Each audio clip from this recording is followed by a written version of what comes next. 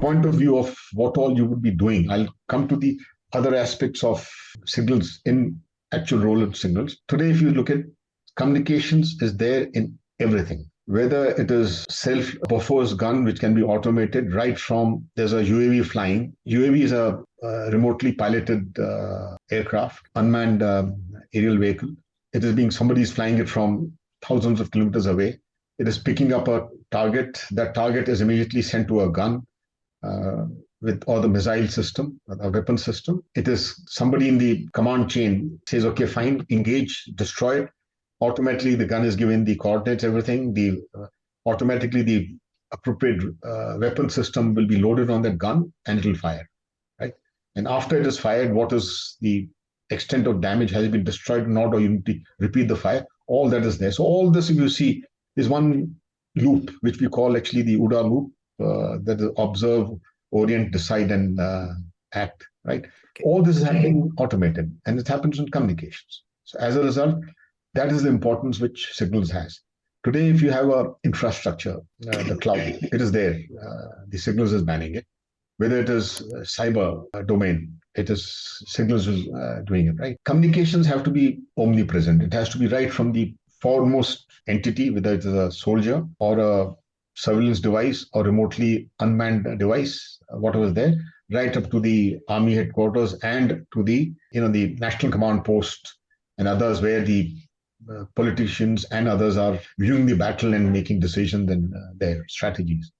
So it starts from right forward edge right up to the topmost hierarchy, right? This is being done by signals. Head of signals is called Signal Officer in Chief. Mm-hmm. Otherwise, they're normally called DG Artillery, DG Infantry, or DG Ordnance. He's called Signal Officer in Chief because he is responsible directly or indirectly for communications across the entire three services and also to paramilitary and others, right? He's there. So that is why he's remains to be called SONC, and it is world over. What I am now looking at, you have units having communicators. They could be of the same arm. Like you can have a regimental, we call them regimental signalers, who are trained and supported by the actual signals corps. Then you'll come to there will be a detachment in the units, all units and subunits, at all the formation headquarters and even at the higher echelon headquarters. So this is how the units are made. And then you'll have elements which are there in the electronic warfare, into the ELINT, and even into the cyber. And cyber, again, is both offensive, defensive. Then you have infrastructure, which could be, the clouds and virtualization, which is coming up there. The data centers, which is there, that's again been manned and managed by the Corps of Signals. Communication nodes or hubs or the infrastructure, like Army has got ESCON, or the Air Force has got the FNet. These are all being done by the communicators, managed there, right? So your scope is so wide. Today, it is the 21st century is actually the world of communicators. It is computers, computing, and it is robotics, which again has a very fine element. It's artificial intelligence, which is again a role which is being played by the communicators or the remotely piloted. There again, communications play a very important role.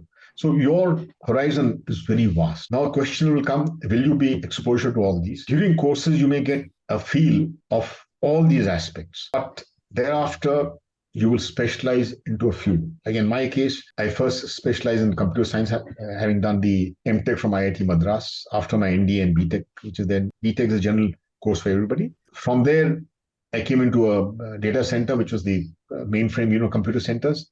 Then specialized into the electronic warfare, because again, computing and everything is there. Electronic warfare was there for about 8 years plus, both in there. And then again, a little bit of cyber, defensive.